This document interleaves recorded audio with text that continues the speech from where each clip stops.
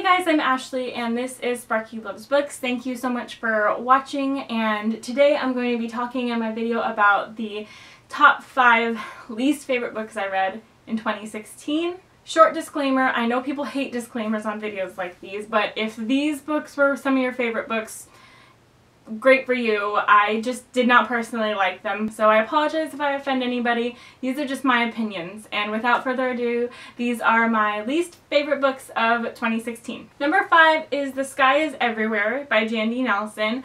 This is the story about a girl named Lenny whose sister has just passed away, and she's not coping with it very well, and there are these two guys who she's basically using to help herself cope. One is the new guy, who's new into town and like a bad boy and pretty seductive and stuff, I guess. I can't even remember his name. But the other guy is Toby, her sister's fiance at the time, you know, when she died. And she's kind of coping, using them basically, and using her uncle and her grandmother. Lenny is just awful. I don't like her at all. I think that she has no redeemable qualities, and I don't find either of the guys in this interesting at all. I like the grandma, but she wasn't in it very much. And the whole thing was just boring. Like, I just didn't care about the characters. I didn't care about the plot. It was super disappointing because I really love I'll Give You the Sun.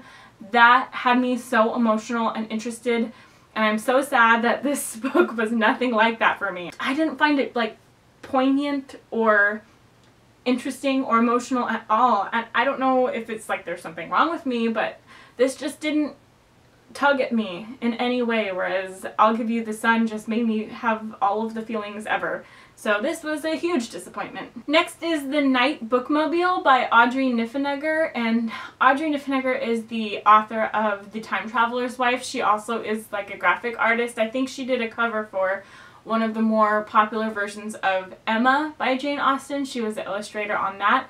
But this is about a woman who, it's a graphic novel, and I don't have a copy of it because I donated it to my used bookstore because I hated it. But it's about this woman who is in the middle of a fight with her boyfriend and walks out in the middle of the night in the middle of the fight because she's frustrated. And there's like this van parked outside, and she goes inside the van and she finds a copy of every single book she's ever read. And so she spends like the whole night and morning in there just poring over these books, remembering all the memories attached to each book. And there's this old man in there who's in charge of the van. And he says, oh, I have to go, like I have to go visit other people. And she's like, no, please, I want to stay here forever. He says, no, you can't. He kicks her out. And she basically lives the rest of her life in search for the Night Bookmobile, which it does end up showing up in her life and other random points in her life. It was just weird, honestly. The art was awful, in my opinion. It was just not well done artistry. It looked like it was done with a ballpoint pen, which was really weird. And the whole plot was really fast at times, but then dwelled on all the wrong parts. And then the ending was just so abrupt and such a strange choice to end it with. Like, she ends up becoming a librarian so she can read as many books as possible and be immersed in books as much as possible. And so that the next time she sees the Nightmobile, it has even more books filled up. You know, she wants to be impressed by the amount of books that she's read. And she really wants, she's like obsessed with this Night Bookmobile. And it's just so weird. The whole thing was just kind of off-putting, and I hated it. I don't know what it was about it. I don't even know why she kind of chose to do this story. It felt like either it should have been a short story, or it should have like been a series of short stories about all the different people who have come into contact with a Nightmobile. Either way, should not have been illustrated.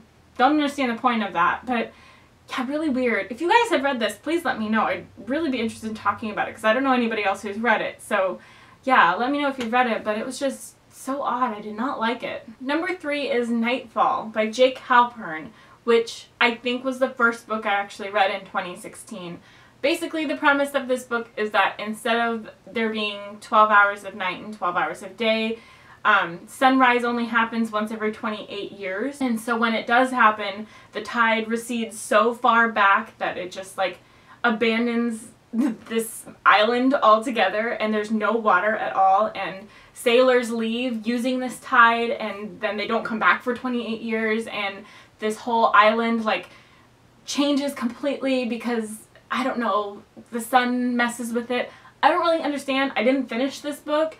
It was so overly descriptive. It just had info dumps all the time, and it was so unnecessary, and it had basically no dialogue in it, and just was irritating as fuck, honestly. Mostly for the info dumps. It would spend like 2 pages talking about sand for no reason, and that was annoying, and I just lost interest in it. I didn't end up finishing it. I think I got like 33% through it, but I hated it. Just no. Why? Just not good writing, in my opinion, and a weird story plot. I get the idea of not having a sunrise for 28 years, but you could have done better with that plot, honestly. Number 2 is Harry Potter and the Cursed Child. I almost put this at number 1, but then I read something in December that was somehow worse. This was awful. I'm sure you guys know about Harry Potter and the Cursed Child. It's the long-awaited 8th installment of the Harry Potter series, and it originally is a play, so this is a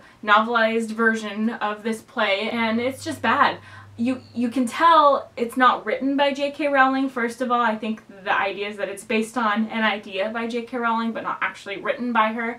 And you can tell, but also did things with the characters that were so out of character and so eye-roll worthy and atrocious that I just cannot believe it exists, honestly. I really hope the actual play itself is better. It might be that you have to see it live in order for it to like work or make sense. I wish it didn't exist. I wish I'd never read it. I wish the whole Harry Potter, you know, beginning to end was the way it was in my mind before this existed. It was so much better. The characters made sense then, and they don't now. And there were a lot of plot holes in this, and a lot of plot devices that were basically used for convenience only. And it was so disappointing. One of my favorite YouTubers, Hannah from A Clockwork Reader, did an amazing like 20-minute long review of Harry Potter and the Cursed Child, where she basically said everything I was feeling about this book. So I'm going to leave a link to her review down below. I really recommend you check it out because it explains all the problems I had with it and everything I felt while reading with it. Like, I was laughing out loud at the absurdity of parts of this book. It was so bad. And number 1 was What Light by J. Asher. I read this during Christmas time because it's a Christmas novel, and I didn't even finish this. I can't even tell you the characters' names. Honestly, I don't remember, and it was just a month ago that I read it. But it's about this girl who lives on a Christmas tree farm, but every year during actual Christmas time, she travels down to California for her family's like main Christmas tree farm, and so she lives there for like a month every year. She has like a best friend down there and a whole like life and routine down there, and she meets this guy who apparently has like a troubled past where he did something he shouldn't have, and also trying to not fall in love with him since she's only going to be there for a month, which in and of itself is just like no thank you. Yeah, I didn't finish it. It was so silly, and my mom warned me because she read this book before me, and she warned me that I probably wouldn't like it because they use the same phrases in this book over and over again. Like, they talk about their stupid peppermint mochas all the time, which is basically just hot chocolate with a peppermint stick in it. And my mom was joking that you had to take a shot every time they talked about that peppermint mocha, which would be a problem because then you'd have alcohol poisoning at that point because they talk about their goddamn peppermint mochas so often. This was just boring and flat and silly and immature. And even though it was really short, I think I read like 30% of it. I don't know. I didn't even finish it. I just, no. Why? I don't know why. I don't recommend this book. Even if it is Christmas time and you want to read something to put you in the Christmas mood, just don't read this one. I'll recommend you like 5 other books you could read instead of this because, ew. And that's it. Those were my 5 least favorite books of 2016. Let me know what some of your least favorites from the year were, and I would be happy to talk to you about these. If you have different opinions of me, try and convince me otherwise. You know, I'd be happy to have a fun discussion about it. So thanks so much for watching, you guys. Happy reading.